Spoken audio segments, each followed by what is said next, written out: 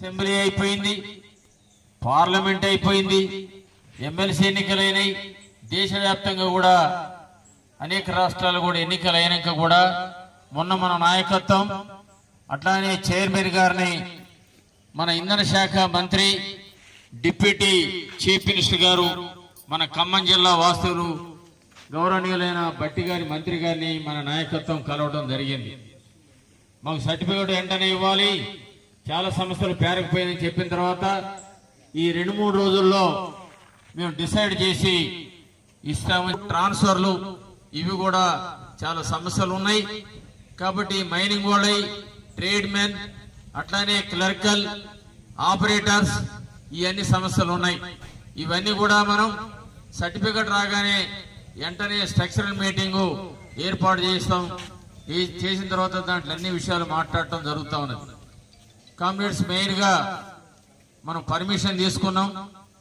మీరు ప్రశాంతంగా చాలా విషయాలు చెప్పాల్సింది ఉంది. మీరు భయపడాల్సిన అవసరం లేదు. గతంలాగా మైకులు పెట్టి వెల్ఫేర్ ఆఫీసర్ని వీళ్ళందరినీ ఉసుకొల్పి మేనేజ్మెంట్ చెప్పి మైకులు ఆన్ చేయటం ఇట్లాంటి గతంలో చూసాం. ఎందుకంటే కార్మికులకి విషయాలు వింటే వాళ్ళు వ్యతిరేకంగా చేస్తారనే భయం గత యూనియన్లకు ఉండే. ఇప్పుడు మనం భయపడాల్సిన అవసరం లేదు. ఏ యూనియన్ ఉన్నా, ఏ జెండా పట్టినా, ఏ కండవ కప్పుకున్నా మనకు అందరూ మిత్రులే. నిన్న మొన్న పుట్టిన సంఘం కాదు మనది. భారతదేశంలోనే 100 సంవత్సరాలు ఏఐటీసీ కాబోతా ఉన్నది. అయింది 100 సంవత్సరాలు. అట్లానే మన సింగరేణి కాలేజ్ వర్కర్స్ యూనియన్ మహానుభావుడు కొమరయ్య గారు, శేషగిరిరావు గారు, వీళ్ళందరూ నాయకత్వాన విఠలరావు గారు, రాజ్బౌద్ధర్ గౌడ్, కేఎల్ మహేంద్ర మహానుభావులు స్థాపించినటువంటి మన యూనియన్ 82 సంవత్సరాల చరిత్ర ఉన్నది. నిన్న మొన్న పుట్టిన సంఘం కాదు. కామ్రేడ్స్ వాళ్ళందరూ కూడా దాదాపు అన్ని ప్రాంతాల్లో కూడా అన్ని సెక్షన్లు కూడా చేస్తా ఉన్నారు. కొత్త వాళ్ళు అపాయింట్మెంట్ అయ్యారు, కొత్త కుర్రోళ్ళు ఈరోజు మనం పెట్టాం. కొత్త కుర్రోళ్ళు ఏదైతే ఉన్నారో ఇంటర్మీడియటే కాదు, డిగ్రీ, పీజీ, డబుల్ గ్రాడ్యుయేట్, అట్లాగనే డాక్టర్స్ కూడా 2-3 వచ్చారు. ఈ విధమైనటువంటి సూటబుల్ జాబ్ ఖాళీ ఉంది. మహిళా సోదరిమణులు కూడా మరి ఎంబీఏ అట్లాగనే డిగ్రీలు చేసిన వాళ్ళు ఉన్నారు. సూటబుల్ ఖాళీలు ఉన్నాయి, దానికి ఇవ్వాలని కూడా మనం మాట్లాడబోతా ఉన్నాం. కామ్రేడ్, అనేక సమస్యలు ఉన్నాయి. కామ్రేడ్, మీకు తెలుసు అసెంబ్లీ ఎన్నికల్లో మన రాష్ట్రంలో ఈ విధమైనటువంటి సిఎండిని ఆయన జైలుకు పంపాల్సిందే అనేటువంటి పట్టుదలలో ఎంక్వైరీ నడుస్తా ఉంది. ఆయన ఇప్పుడు గవర్నమెంట్ ఎక్కడ తీసుకోవడం లేదు, జంగల్ లైన్లో కూర్చోబెట్టారు. ఇప్పుడున్న సిఎండి గారు చాలా మంచి వ్యక్తి, జనంలో ఉన్న వ్యక్తి. బలరాం నాయక్ గారు ఆయన కింద నుంచి పేద కుటుంబం నుంచి వచ్చినటువంటి వ్యక్తి. జనంలో గెలుస్తా ఉన్నాడు, మనని ఆదరిస్తా ఉన్నాడు, మన యూనియన్ సలహాలు తీసుకుంటా ఉన్నాడు, మంచి మార్గంలో నడుస్తా ఉన్నాడు ఇప్పుడు సిఎండి గారు. అందుకనే మనం అనేక సమస్యలు కూడా ఈ సర్టిఫికెట్ రాగానే వెంటనే మనం స్ట్రక్చరల్ మీటింగ్లు ఈ విధంగా పెట్టి మనం పరిష్కరించుకోవాల్సినటువంటి అవసరం ఉన్నది. కామ్రేడ్, ఒకటి చెప్తా ఉన్నాం, సర్కారు సంఘం ఎప్పుడు కూడా సర్కారుకు వ్యతిరేకంగా పోరాటం చేయలేరు. ఐఎన్టీసీ ఉన్నది. ఇక్కడ ఎన్నికలప్పుడు మనం కాంగ్రెస్ మనం సైక్యంగా ఉన్న మిత్రపక్షమే. రాజకీయంలో పర్మనెంట్ శత్రుత్వం, పర్మనెంట్ మిత్రుత్వం ఉండదంటారు. అట్లనే ఎమ్మెల్యేలు మనం కలిసినాం కాబట్టి గెలిపించాం. కోల్ బెల్ట్ ఏరియాలో ఎక్కడ కూడా టీఆర్ఎస్ రాకుండా మనం ఓడించడం జరిగింది మన సహకారంతో, మన యూనియన్ పార్టీ తోటి. ఎక్కడ కోల్ బెల్ట్ 6 జిల్లాలో 13 అసెంబ్లీలో అట్లానే 7 పార్లమెంట్లో కూడా ఎక్కడ కూడా మనకు వ్యతిరేకమైనటువంటి కాంగ్రెస్ వ్యతిరేకమైనటువంటి పార్టీ గాని యూనియన్ గాని గెలవకుండా చేయటం జరిగింది. కానీ ఇక్కడ మాత్రం మరి అసెంబ్లీలో కలిసే పనిచేశాం పొలిటికల్ గా, రాజకీయంగా.